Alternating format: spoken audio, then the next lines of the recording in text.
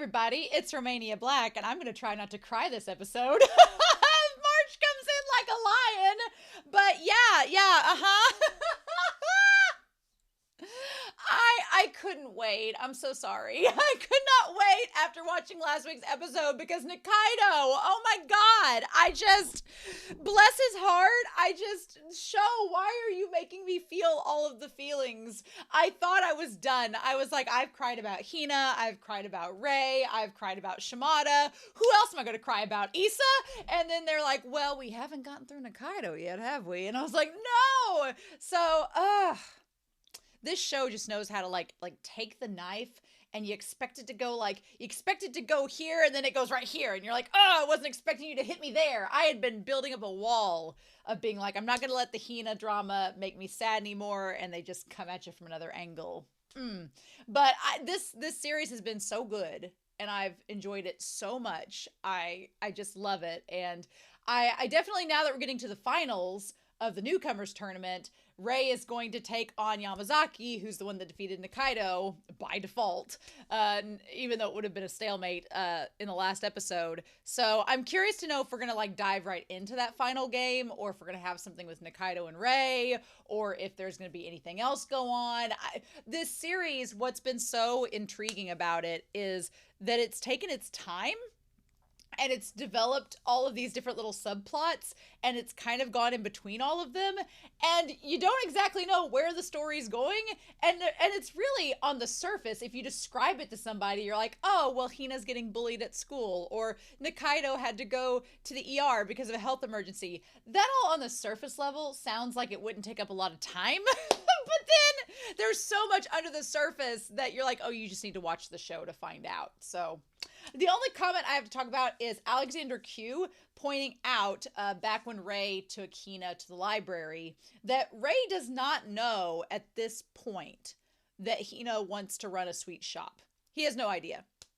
But as Alexander Q pointed out, he has been watching her enough that he's picked up on the cues that she likes sweets, that she's interested in, that she likes working for her grandfather. He's just picked up things through observation, and the show is so smart about it because it doesn't call attention to that. Like Alexander Q pointed out, I hadn't really thought of it that way, and I'm like, oh yeah, like some shows would like make that front and center and very obvious, but March comes in like a lion. The mangaka's like, no, you've got this. You'll figure it out. And it's like, oh, okay, cool. And they don't preach or throw it over your head. They just lay it out there, and if you pick up on it, it's like an Easter egg and it adds more layers to the story. And if you miss it, it's not something that's going to derail the entire plot if you don't catch it. So I thought that was really interesting, and I'm really glad that you pointed that out. But before we get started here, I want to give a quick shout out over to Patreon, especially to our philanthropy tier. Of course, I am grateful for all of my subscribers on YouTube, all the people that like and comment on the video, and obviously to all the patrons on Patreon. But the philanthropy tier, they get a special shout out each week in my videos. So I want to give them due credit for supporting me above and beyond and helping me to give you the content that you want on this channel. So with that being said, I want to give a special thanks to Alex Cornejo, to Anime Annie, to Alexandra Q, as well as Be Happy and Bryant Reed, to Dana, Danny Don Mai, Devorin, as well as Destiny Marie, Damage 3245, Danger Zone, as well as No Nickname, to Ichu, Eric, Ghostly Turnip, Fisho, Ivan, El Freya, Linden, as well as Fisho, Matthew Palfinier, Murphy, Nameless Monster, Nicholas, Sunspots, Trails, Shimoyama, and Translucent Men. Thank you all so much for your support. I greatly appreciate it. All of my love. So yeah, but what can we do? After this last episode, I was like, I want to know what's going to go on, and I'm super excited. I hope you all are as well, but we're not going to waste any more time as we dive into this episode, episode 30. Episode 31, it still feels like we have a long way to go before we're done with this season, but we're getting there. You know I'm going to do a countdown once we start this OP. So we're going to get started here in 3, 2, 1, and let's begin. Yeah. So yeah, I have to do the countdown every week because I can't keep track. So we had 23, 24, 25, 26, 27, 28, 29, 30, 31. Last week was the rule of 8. What a rule of 8, am I right? And so now we're on episode 9 of the season, which this season has 22 episodes. So episode 9, we're not even halfway through the season. It doesn't feel like we're close to the end, but to me, especially when you get like numbers like 30s and 40s, once you get into the 30s, it's that creeping sensation. You're like, oh, but we're getting close. So we're at least going to finish out the year with March comes in like a lion. I'm not complaining. I keep hoping that Shaft will decide that they'll do a 3rd season because they've recently greenlit a 2nd season of Skip and Loafer. And I'd been considering the manga for that series, but I was like, no, I'll wait and see if they do a 2nd season. Everybody's like, oh, they won't. And then they've greenlit it. So I'm like, maybe Shaft putting off Madoka Magica's 2nd movie is to work on this. Would I sacrifice Madoka for this? That's a hard sell. I don't want to answer that question. I can't. That's apples and oranges. I don't want to answer that. But if that's what they said they were working on instead, I wouldn't be mad. You know? Kingdom. Oh, part 1. Oh, now. Oh, comfy food. That all looks amazing. Oh, and it is the finals tomorrow. Oh. Oh, pork cutlet for the win. Yeah.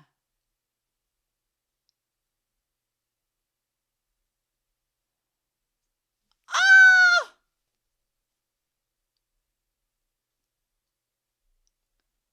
Oh. Nice.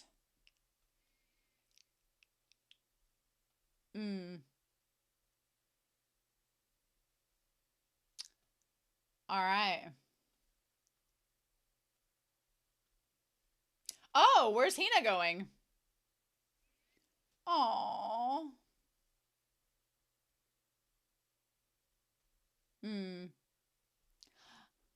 Every little kid wants a souvenir. Oh, where's she going? A field trip? That seems like it's paralleling. Man, these middle schoolers, they get like a treat. 2 days and 3 nights. But does she not want to go? Because she's afraid. Oh.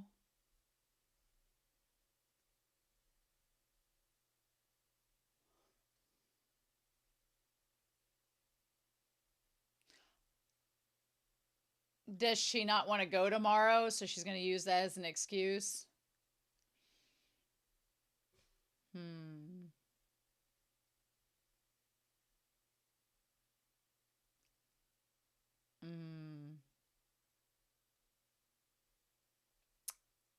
So that she doesn't have to go.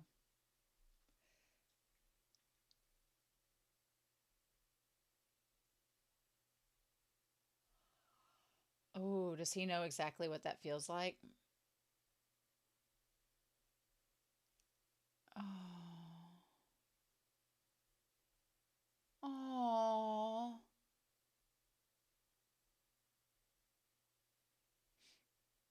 Yeah. Oh, I like the cats are concerned.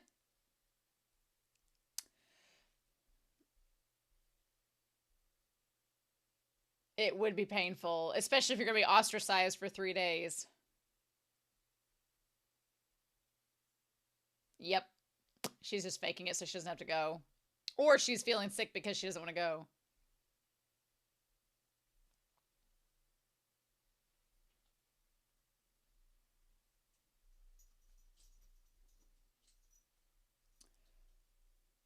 I need to go. Yeah, don't let them think you've won, but...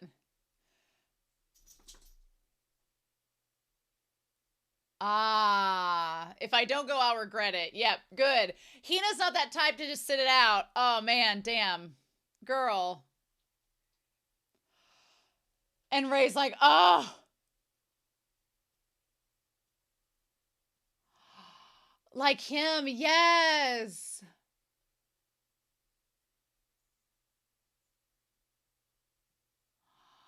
Oh. Yes. Oh, and that tie back to that.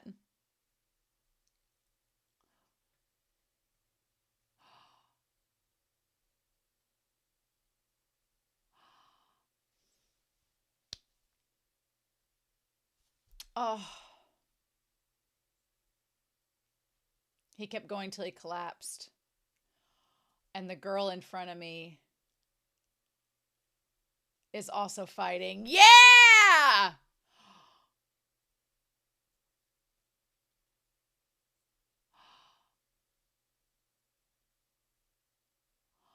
Shut up.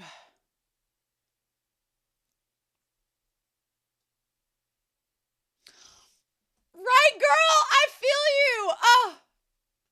Ray's too good. He's so good. Yeah. Oh, it's so good. Damn. And the train tracks going different directions. They're one little place in the world. Oh, shut up.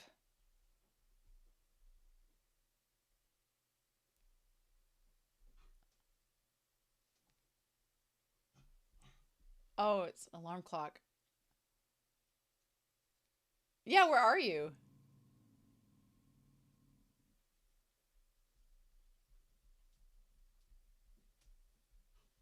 Oh, did you stay somewhere at somebody's place? Or did they get you like an Airbnb?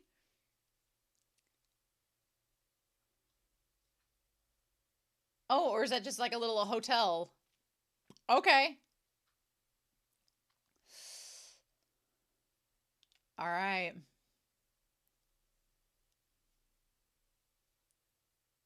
I I love that like the place where this giant battle is taking place is just in this random building. 5 hours.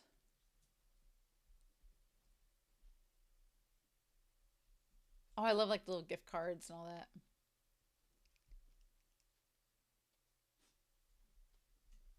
All right.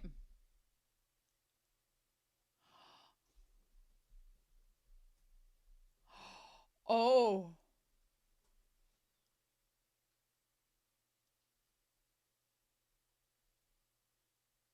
Ooh.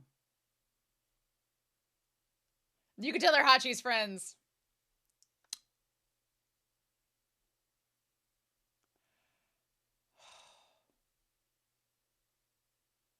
Mm. Well, at least they didn't say something too awful about Nikaido. Like, he can't help the condition he has.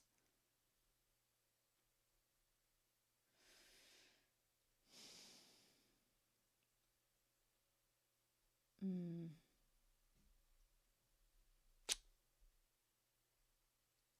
Probably very strongly. Oh, I love it. I love the build up to this.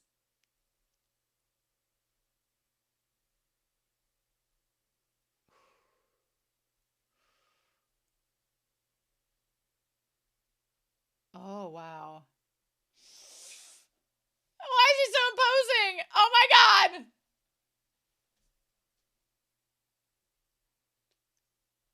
Uh,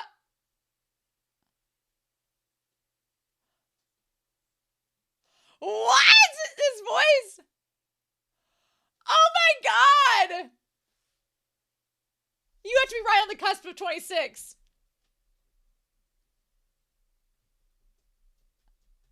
And the music too. Dang. And then it just gets silent. We have not aged well into 26. I talked about that with my coach today. Sometimes people don't age well. The process is different. I love how quiet it is. I feel like I need to stop talking because it's so quiet. It's almost like an air of reverence. Ooh, I love that.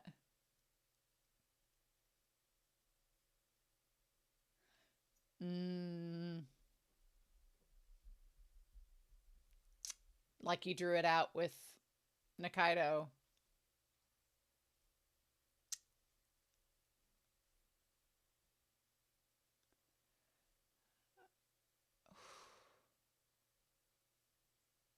Ooh.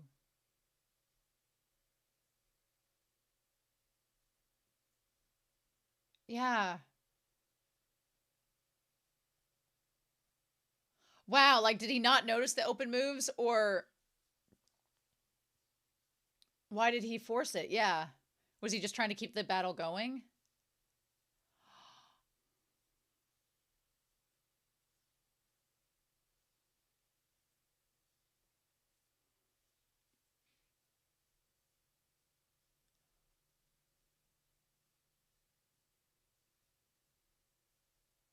But is that true? Yeah. Yes.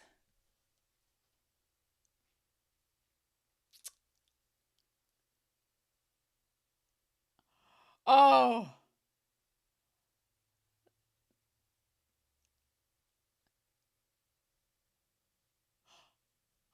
Oh, go to hell. Yes. Okay. If you're just, oh my God. 2 8 balls in the dark. Oh shit. What?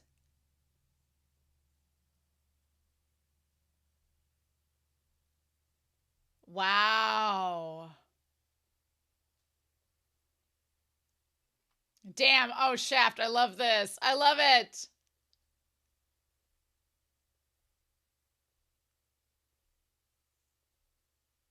Wow.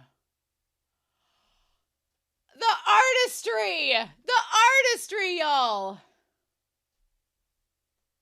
Kingdom Part 2. And the piano coming in. Ah! Oh! Oh! March! It's like such a revenge plot for Nikaido.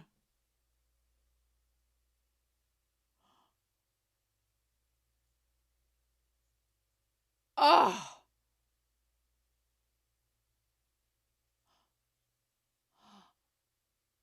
Oh.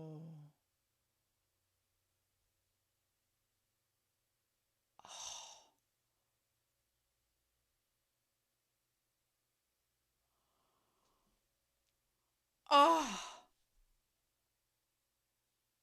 Don't get reckless. Don't get cocky.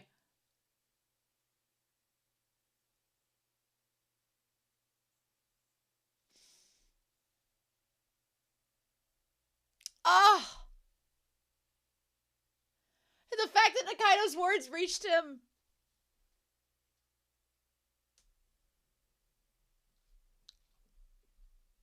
Oh, and the light emitting from that.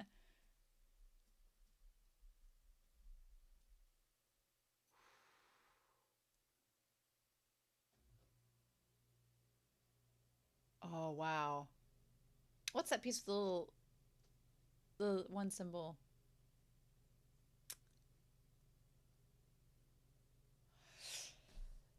Bravery and reckless are similar but different. Oh, which is just like the whole Haichia thing they were telling him about.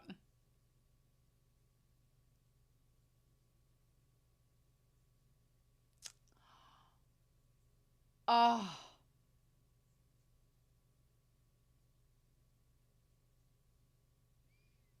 Mm. Oh.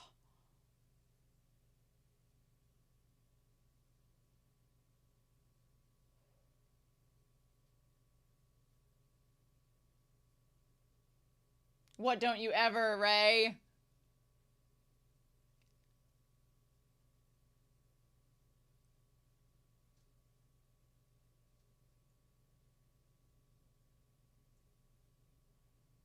Oh.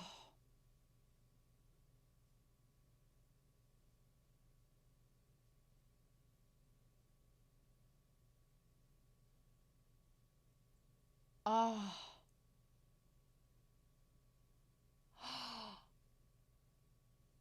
I'm like on the edge of my seat because I don't know what they're gonna do and how it's gonna, like, what difference it's gonna make. Oh.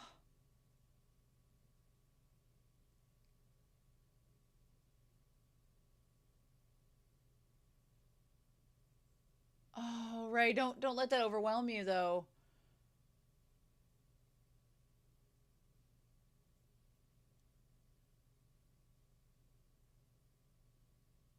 Don't lose. Don't lose. I don't want him to lose.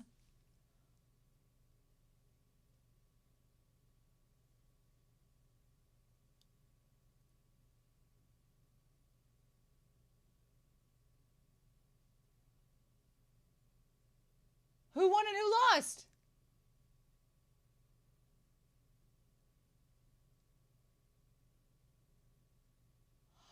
Oh, oh.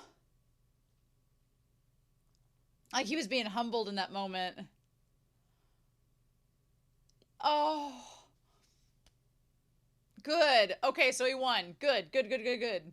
I was like, I didn't know if he was being humbled or if he was like losing spirit. We're going to talk about it in the discussion.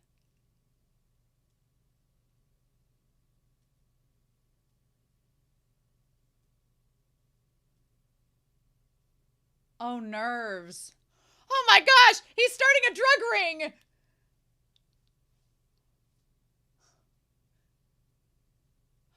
Oh, and for nerves, for Hina.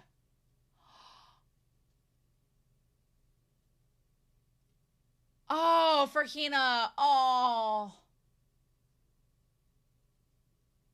Oh yeah, by the way.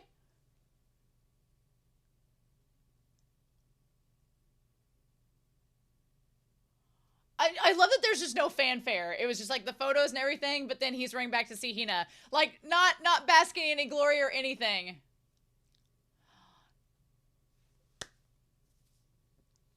Oh.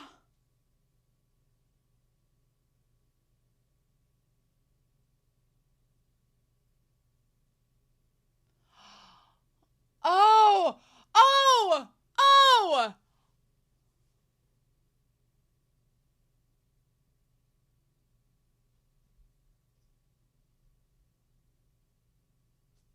Oh, will he meet her there? Yeah.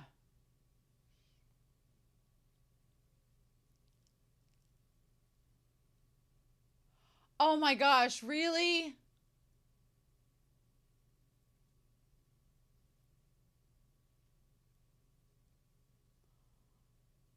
But if he sees her, is she gonna get made fun of because this high school kid's like seeing her at the train station, or will they do it covertly? Or he's making this trip all the way just to see her, y'all.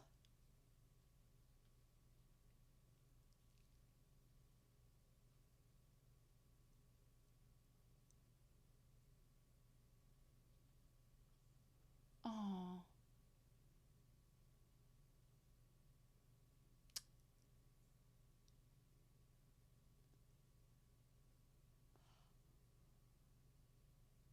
oh, oh,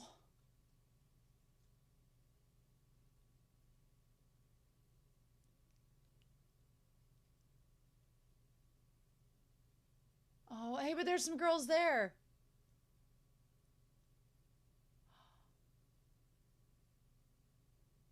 Yeah,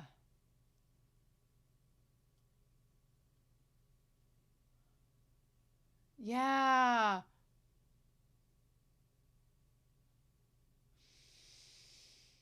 Wow, and seeing him with that in that animation in that different light. Yes.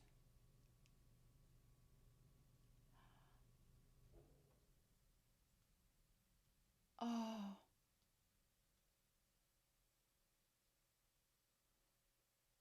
oh.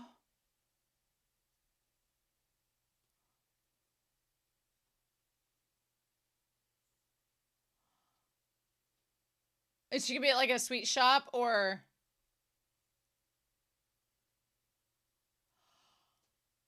Oh, she'd go to the bridge. Oh.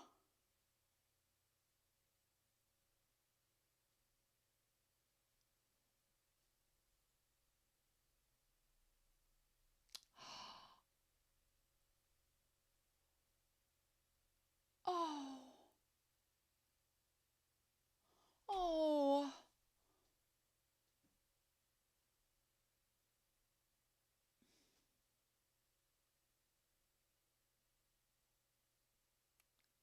Oh, it's so quiet.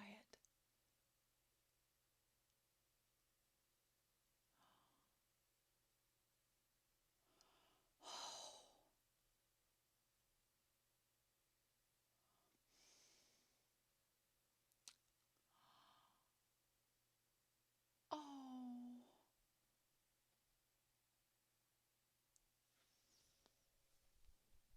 Oh my God. Oh my God. Oh my God.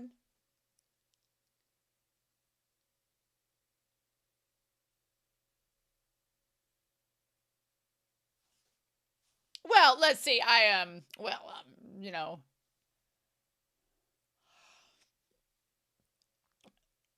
Oh.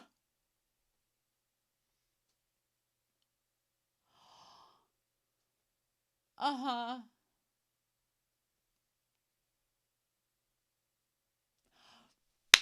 Oh my God. Oh.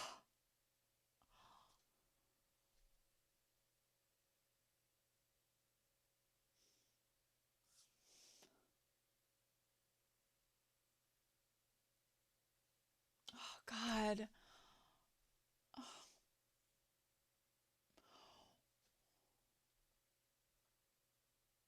Oh.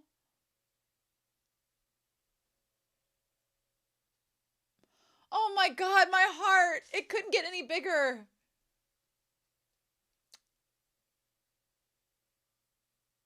Oh.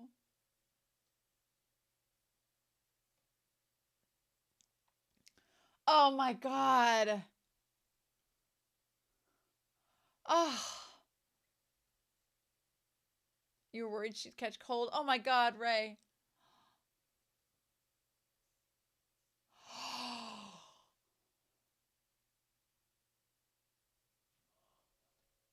Did he kiss her forehead? Shut up! Shut up! Y'all. Y'all! Y'all!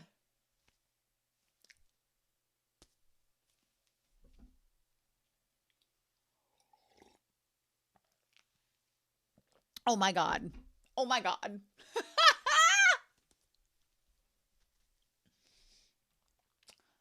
This show's incredible. This show does not miss. It is so good. It is so amazing. I'm all here for it. Just y'all. Y'all. Ray is too perfect. He really is. I love him so much. I cannot describe to you how much I love Ray as a protagonist. I cannot believe that he kissed her. Oh my God. A forehead kiss, but I'll take it. It's so perfect.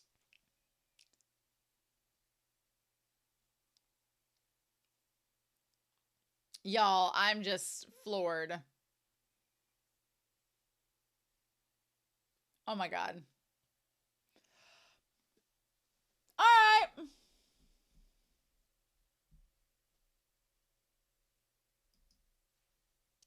You know, no big deal. Just this was an amazing episode. Thing was so quiet in this episode that when he actually kissed her on the forehead, I didn't know if it would be appropriate to scream or if I would bust out everyone's eardrums. That's basically, there was a lot of internal screaming at me, just like silently like, oh my God. But I was like, do I scream? Do I cheer? This episode was so understated that I loved it so much. And there was so much I loved about it. And I was just sitting there in awe being like, I can't wait to talk about this. But before we dive into that, because I know I will probably forget before we get started, I want to bring up the end card for this episode, which is by Minio Maya, who I don't know, but did a little bit of research on before I started this video, because I'm like, the style is very distinct, and I was like, what is that? Which is Nikaido with the little shogi piece. So I wanted to see, like, what is Minio Maya? They are probably one of the most prolific shoujo mangaka in the history of Japan. Like you do. So Minio Maya was born in 1953. So they are like in their 70s. They are still drawing, even in their 70s. They are basically his series, Patillero, is one of the best-selling and longest-running shoujo manga of all time. Cool. So basically, he started the series in 1978 when he was 25 years old, and has been drawing it for over 50 years. So put that feather in your cap, Oda. Get on that level, right? But Patillero is a comedy fantasy shoujo that started running in 1978, has been running till now, and has 104 volumes. So yeah, right up there with One Piece, but has been going on much longer. I honestly think it is a testament for a mangaka, because, you know, like an action series like One Piece, for example, it's been going on for like 30 years. An action series that's long running and has a plot that leads, it tends to lend itself to like, oh, you've got a lot you can do. I would argue a comedy series would be hella hard to write for that long and still keep it funny. After 50 years, okay. But I mean, it's a fantasy series too, so that seems to be interesting. Apparently the main character is a 10-year-old diabetic prodigy king who, when he gets embarrassed, grooms himself like a cat. So, okay. That's all I read into it, because I was like, I probably will never see that series, but that's so interesting. But yeah, really cool. Like, way to go, mangaka. Get some high profile artists here for the end cards. I'm living for it. Oh my gosh. So the merger of the two storylines, of the Nikaido Newcomer Tournament storyline and the Hina storyline, and them side by side talking about Rei's development as a character. Oh, living for it. I find myself so enraptured in this series and so just encapsulated by it. And what I love so much about this episode is how quiet it was. It was this buildup of the finals of the Newcomer Tournament. Nikaido makes it out to be like they're gonna go in guns a-blazing, cannons firing, and all this, and it is the most subdued and quiet match. And the ending of said match, where you don't even really realize Rei has won until Nikaido says so, because you had, obviously, I mean, Yamazaki had his head down, but Rei was like wiping sweat off his forehead and everything. We'll talk about that scene a little bit in hindsight when we get back to it, but you didn't really know who won or not. And then Rei didn't even bask in the win at all. He was so worried about Hina and finding her and cheering her up and getting her the stomach medicine that you're just like, he did it to like be like, I won for you. It's fine. It's a damn ship. I want them, obviously they're too young now, but when they get like in their 20s, get married. Please. Both of you are so good for each other. I'm so rooting for it. I need it to happen. Mangaka, you can't build up a relationship like this and not have them get together in the end. You just can't do it. Just can't. They're too perfect for each other. And we'll talk about that. But, oh man, there's so much I loved about this episode. So, the pork cutlet, I am so excited. I found a restaurant nearby that actually serves, like, the pork cutlet that's just like this over the noodles or over rice. I'm definitely getting it the next time I go there, because this has made me want it, like, 20 times more. I also think of Yuri on Ice. Anytime I see pork cutlet bowls, I think of Yuri on Ice instantly. Always will. But I like that Akari, she's like, I'm getting you both ready for your big days tomorrow. He's like, you're going to Osaka to be in the finals. Hina's going on her class trip. These middle school kids, and not just middle school kids. Back when I was watching Neon Genesis Evangelion, when I was watching that series, they talked in it about the kids, and that was like in a, post-apocalyptic dystopian environment, but it was based on Japanese school system. But they were talking about going on like overnight trips and stuff, and I was like, what? I understand that Japan, you kind of have to travel if you want to go anywhere, and so I get the idea of we're going to go on a class trip. It's going to be a couple days. That would have been the biggest deal in the US when I was a kid. Would have been the biggest deal. And I think because it's so broad and spread out where I'm at and we're so rural that you literally to go overnight anywhere would have been such a big deal. Such a thing. There have been so many permission forms, so much etiquette on behavior, all this. And they're just like, just going on trips, no big deal. 2 days, 3 nights. I'm like, what? So and technically this would have been the first day of it. So she's just barely even gotten started in her trip and she's already feeling kind of left behind, but she didn't want to not go, which we'll talk about in this. But of course, Ray is like, this is amazing. I love that Akari cut up the little pork cutlets into little cubes for Momo. Shut up. Adorable. So freaking cute. But yeah, it's like you arrived the day before and he's like, yep, I gotta go. The Kansai Shogi Hall has a few rooms available, so I'm staying there. Oh, okay. So I was too worried about the pork cutlet bowls to realize where he was staying at. So the hall has like a couple rooms, like dorm rooms. Okay. That makes so much more sense now. I was like, where is he staying at? A hotel? But no. And so the bullet train for Hina to go into Kyoto is tomorrow. Yep. And so her school trip is tomorrow, and it's 2 nights and 3 days in Kyoto. And instantly, she starts to get nervous about the travel, and she can't eat anymore, and starts to get a stomach ache. I hate that she's getting... I hate that this girl is in middle school getting ulcers because of the stress of the trip. Like, it's so sad. And that's something that, like, the bullies at the school don't realize, is that I don't think when kids bully other kids, they think, oh, it's just while we're at school. But I don't think a lot of them realize that a lot of those effects carry on to when they're home. And they don't get to see the effects of that. Like for Hina to have these ulcers, it's so sad. I also want to note, looking at them all sitting there on the screen, Ray is like nearly as tall as Akari. It feels like Ray's gotten bigger as the series has gone on, which may be the case. But I just feel for Hina, where she just, for a second, I thought she was faking it. For a second, I was like, is she faking the stomach ache so that she doesn't have to go tomorrow because she doesn't want to be in that situation? But the more the scene went on, it became apparent that no, she's not faking it. She legitimately is stressed about this trip. And it's such a hard thing, because if you go, chances are you're gonna get kicked out of the group, you're gonna be singled out, and they're gonna ignore you the entire time. Kind of like what happened with Ray when he went on his trips. Or she's going to get there and she won't want to get involved because she doesn't want something bad to happen. So she'll just kind of keep her distance.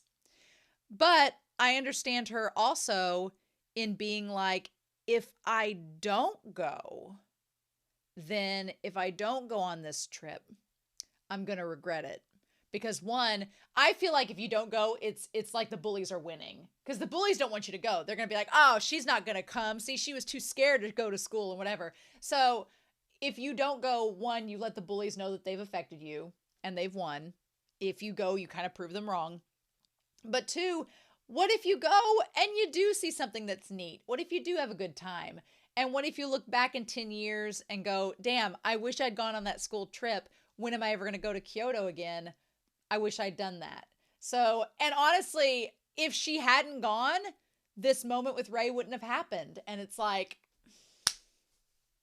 so yeah, you miss 100% of the shots you don't take is basically it. So if you go and it ends up being a bust, at least you could say you went and you didn't give in to the bullies and not show up because to let them win. I mean, at least there's that, right? But Ray, I like that Ray, knowing from his experience with Shimada, knows what to do in this situation, what to tell her to do. And he's like, warm your back, do this and that. I like the poor cats are even worried. And him being like, when I thought about her situation at school, I imagine how that trip would have been painful. It was as plain as day. And I like that Akari says, you don't have to go if you don't want to. But Hina's like, if I don't go, I'm going to regret it. And at that moment, when she says, if I don't go, I'm going to regret it, it instantly connects to Ray. Because Ray thinks back to that moment earlier on, episodes and episodes ago, where he was like, the reason I'm coming to school is because I don't want to run away. I don't want to have memories of running away. I want to have memories of I chose to go, I stuck it out, I did the right thing. And Hina is expressing that exact same mentality as he did earlier. And that just catches his attention and makes him blush too. But then the one ace says, I can't explain it, but you wanted to get rid of things like that, right? That one time he understood. And I love that Ray's like, Hina, I'm going to win. Don't you worry. I'm going to win and it's going to be all right. We're each going to conquer our own battles together. And I love how he says that she's fighting too. He's like, I'm fighting to win this newcomer tournament. You're fighting the bullies and all the hatred you're getting at school that's unjustified. We're both fighting our battles and we're both going to come out as victors. And I'm like, I just fall head over heels more and more for Ray as we go. And I cannot express how much I love him in these episodes. I'm just over the moon. Over the moon for sure. They're so perfect because they complement each other so well. Ray shows Hina, he's like, someone is in your corner fighting for you and fighting alongside of you and believes in you and knows that you've got this. And Hina shows Ray that he's not only not alone in the battles that he's fighting, there's other people sharing the same sentiments, but that there's also people that are actively fighting that motivate him and give him that life. And they're just so good. He's like, when your stomach feels better, we'll all go to a sweet shop and you can get whatever toppings you want. Oh, we're all fighting to win. And then we cut to him like in the train with his feet up in his lap, like as he studies the shogi sheets. So yep, I love how little fanfare there is. This is the finals of this tournament. Final battle. And it is just so quiet. I love how realistic it is. This series, I think a lot of people don't consider it a sports anime because it's so realistic. I mean, except for the Shaft style animation coming in during the shogi battles, right? But the lead up, it's so like if this were a stereotypical sports anime, it'd be like all these loud noises and explosions and like big dramatic music as Ray walks up to the shogi board. And here, no, it's very quiet. It's very real. It's just he shows up at this building in the middle of town and he goes in the gas station to get his gear to prep. Because he's like, it's going to be a 5-hour shogi match at the most. He's like, I need my breakfast, my lunch, possibly my dinner, and some drinks to cover me all day. And then what I like is that the guys that were there for Hachiya, that talk about Nikaido, they don't necessarily say anything bad about Nikaido like that one guy did about Shimada. They don't trash talk him, which Ray keeps himself subdued.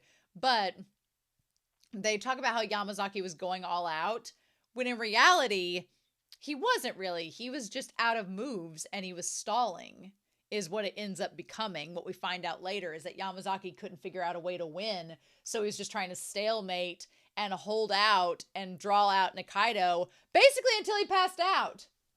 And I don't think that he knew Nikaido was going to pass out necessarily, but was just drawing him out until he made a mistake because he didn't know how to win. And I love that Ray's like, I hate that. And it kind of goes back to the match against Hachi when the old man and Smith were like, just beat him. Don't draw this out. Just beat him. Don't teach him a lesson. Just end it and let's go home. And I love that Ray is like, you're the type of person I don't like. You're just drawing this out for your own self-satisfaction. He's like, just play the damn game. And it's like, ah! Ray gets so heated sometimes, and it's so good. But yeah, he shows up to Yamazaki. I like that Yamazaki comes in. Man is a 26-year-old and hard. And not in the way that you probably are thinking. I was trying to talk about this in the reaction, but my other coach and I were talking about this. Some people age very gracefully. They just seamlessly, like slowly transition through their age. Some people have what we call like a baby face, where they look really, really young for a very long time. And when they're older, they look younger, and kudos to them. Some people age very hard and fast, and then they stop aging for a while. So when I was competing in college, the other coach, not the one that I'm with now coaching, but the other coach that's retired, he I thought he was in his 50s when he was 32. So he aged, and we were talking about that, the other day. We're like, yeah, he aged really quickly and really fast and then stopped aging for 25 years and just looked the same ever since. So I feel like with Yamazaki, he turned 26 and aged hardcore, and he's going to look like that for a long time. I like that Yamazaki also is he's not like Goto. He's not like Shimada or Nakaido fired up. He's just a very okay, good. And the thing about it is, what is so underrated about this match is they built him up to be the king that couldn't be beaten. The newcomer king that was going to be the eternal newcomer king. They built him up. But then we get to Rei facing him, and he's fine. And I think that Rei undersells his talent so much. He's kind of like Soya in that Rei just comes in and does his thing, and we'll talk about the game itself, but overall, it wasn't all this big dramatic fanfare like the Bear Man with all the fire coming off him, like Kuma, for example. Not fiery like that. Rei's having an internal monologue as he's beating this guy. So it's oh my God. But I just like the idea that Nakaido and Rei built him up to be this big, crazy opponent. And Nakaido really only lost because of it being drawn out and him collapsing.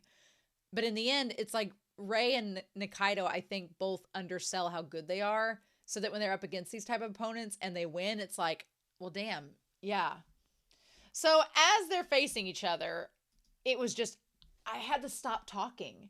It almost felt like you needed to revere the moment. The way that Shaft did the white of the room, the complete silence, everything was so still and minimal and just calculated. I felt like I needed to shut up and just watch the match. And that's the atmosphere it's going for, but it was just so tranquil. It was beautifully done. And of course, I love that Shaft makes him this dusty shadow, coming in. And that's when Rei realizes, he's there is an etiquette, but if you're not conquering your weakness of failing to read your opponent, then I have one reply. Go to hell. And I love his face there. It's so intense. It's so good. Where he's look, if you can't figure out what move to make and you're just stalling, not my problem. Figure it out. It's So, Rei getting all worked up. I love that how Rei describes the 8-ball, the two 8-balls examining the situation.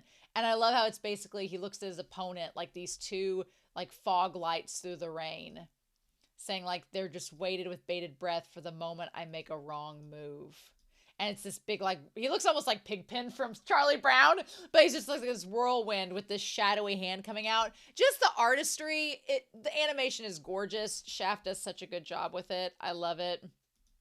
He's and I can't shake it off.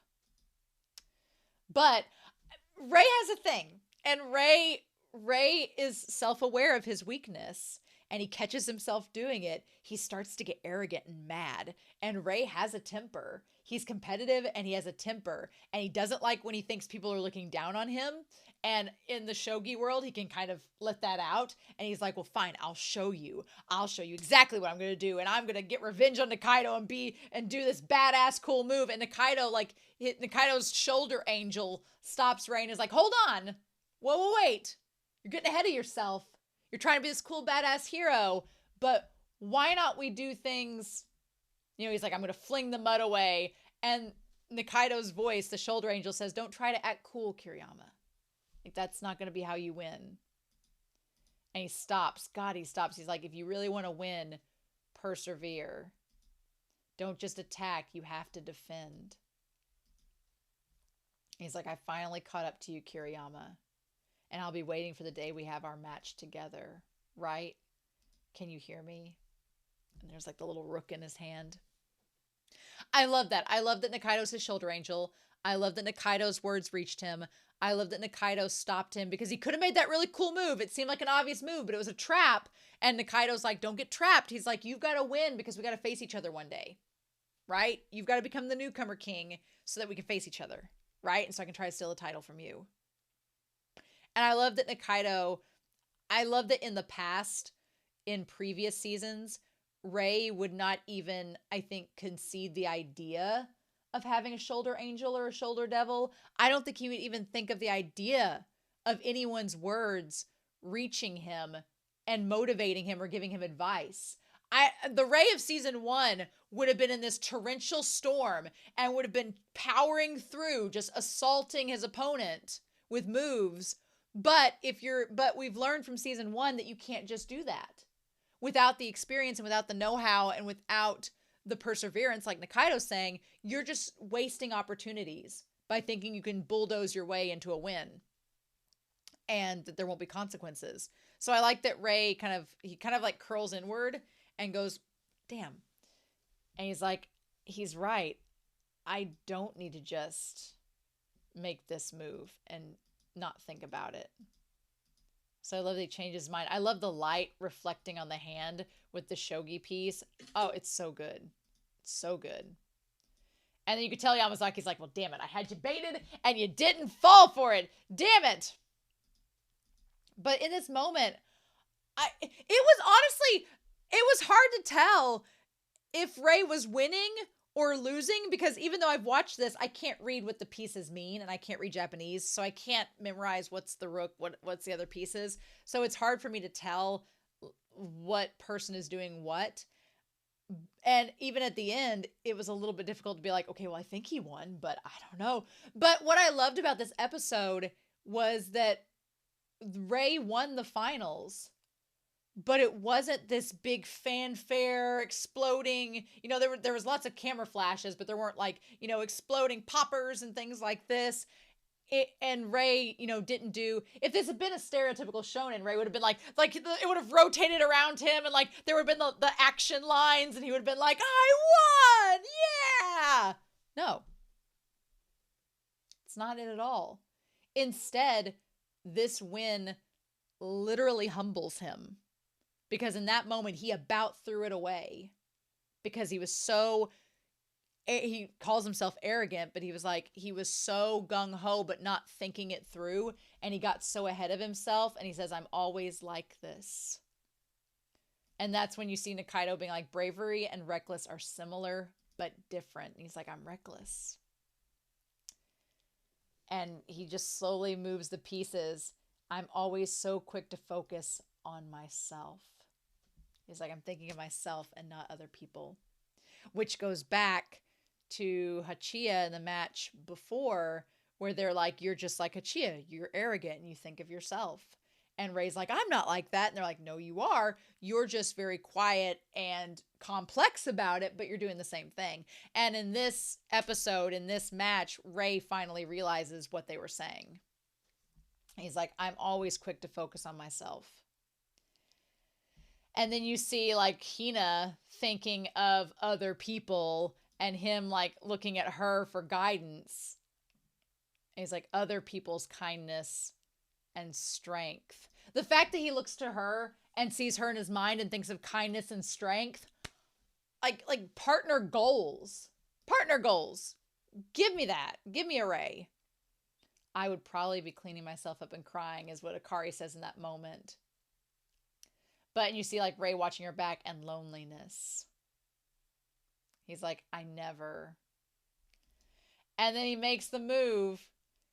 And it finally, the match ends up ending between the two of them.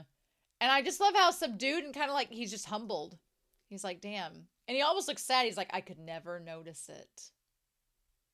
He's like, before, he's like, it feels like all these things weigh down on Rey. And he's like, why didn't I notice that before? What's been stopping me? I'm so focused on myself that I don't see people's kindness and strength in front of me. And I need to change that. He's like, I need to think more about other people. And I like that you slowly see Yamazaki like kind of deflate as the match goes on. And I respect Yamazaki so much because he clearly sees that he's gonna lose, but unlike Kuma, he doesn't throw a fit, he doesn't get huffy, he doesn't get arrogant, he's just like, damn, okay.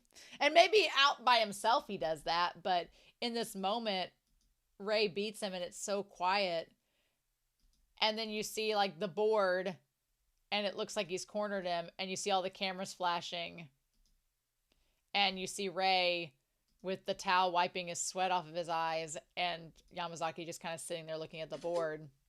And that's like the only fanfare is when all the people like flash the cameras. Meanwhile, Nikaido's like watching, and he's like, idiot. You really worried me there. I just love how happy Nikaido has his face all like cheeks all blushy. And when he said idiot, I was like, did Ray lose? And then no, he's like, you had me worried there. And then I love the butler's right there with him. He's like, you did it. He did it, young master.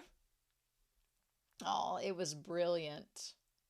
And then when the butler says, as expected from your dear rival, Master Harunobu. Because yeah, Nikaido said last episode he needs a rival for both of them to keep going.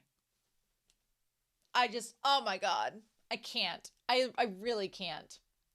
So yeah, and then Ray, leaves the shogi hall, just leaves, like checks out, and then that's when he sees them talking about the stomach medicine. Oh, Shimada's got a damn stomach medicine drug ring going in the shogi world. I was like, man, these guys are all like having stomach cramps and nerves, and Shimada's dealing out stomach meds like Walter White. Like, what is going on? But what I love about it is that Ray in that moment, it didn't even dawn on me. He was like, I will get that for Hina. I was like, oh my God, are you kidding me? And that's exactly what he does. He takes it from Yokomizu, remembered his name for once. And what I love about this, and how I can tell that Ray is like totally perfect for a ship with Hina down the road, is that he's just won this newcomer tournament. And the first thing he thinks about isn't his win, but I need to go see Hina and not to go see Hina to tell her that she won, to make himself look good. No, he's going to go see her, not even tell her that he won, but just go see her to make sure that she's okay.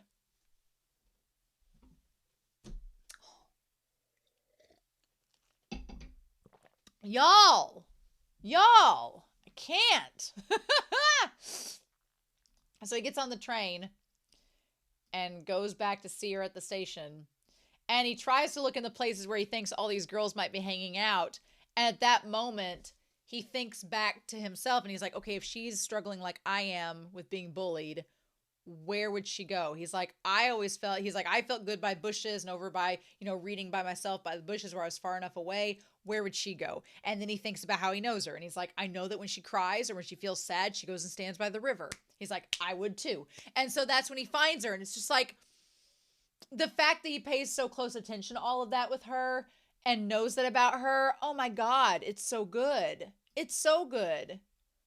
And him just running to see her. And then he sees her at the edge all by herself there. And she just looks so sad. Her eyes are like dead. She's having like the worst time. And then he catches up to her. And the way she's just stunned to see him. Like, oh my God, there you are. And I like that she's just like, what are you doing here? Because he went all the way from Osaka to her station, which makes no sense. It would be like for a middle school girl, that's your dreamboat showing up right there. And then that's it. That's the moment. If I was in her shoes, I'd be like, that's the moment I realized that it's over. When I'm an adult, don't you be going out with anybody else. And she's like, how? Why? What are you doing here? And he's like, oh, well, let's see. And I love that he's like, well, you said that your stomach hurts. So, and I love that he doesn't just start with, I won the match and I wanted to come tell you. He's like, your stomach hurts, so I wanted to see if you were okay.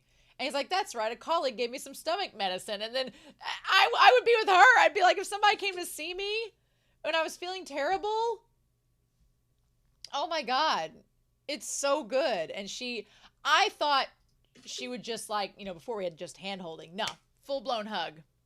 Yes, please. And just gives him that hug. And then just starts crying into his chest. And I like that he just sits there and holds her. It's the sweetest thing. And him saying, "You've been hanging in there and I'm proud of you." Shut up. Because, yeah, he's like, "You did so good. You went and did this." And he's like, "I'm so proud that you went on this trip." And he's like, "She got warmer in my arms and her uniform became sweaty. And she was warmer and warmer. And the breeze off the river was cloudy and slightly chilly. And I was worried she would catch a cold. I was worried. Just so worried." And he gave her like a little forehead kiss. That I couldn't help it. I mean, it would be over. I'd be like, "Nope. This is Red String of Fate. This is..." But they're just so good for one another, right? Hina's so kind to him, and she accepts him, and she cares about him, and he accepts her. And even with, like, if you can see somebody when they're at their worst, and you want the best for them, it's over. Mm-hmm. Damn. I love it. I love it so much. My shipper heart, my heart for Ray, it is so full. It feels like the show just gave me the biggest hug. And I'm like, "Yes, please. Thank you, show. Oh my God." It's amazing. Amazing. What do you want? Oh, I love it so much. Yes, but yes, anyway, this episode was fantastic. Ray won the tournament and all of our hearts. So what can we do? But nothing more to say, right? I'm so excited to hear your comments down below, and what you thought of this episode. But this is one of my favorites, and it's so low key, but then it's so powerful and so damn good, especially the ending. Ah. So now we're gonna see what happens next, I guess.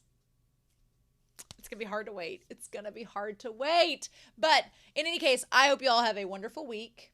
Please stay safe, take care, and yeah, I'm back again real soon with more of March Comes In Like a Lion.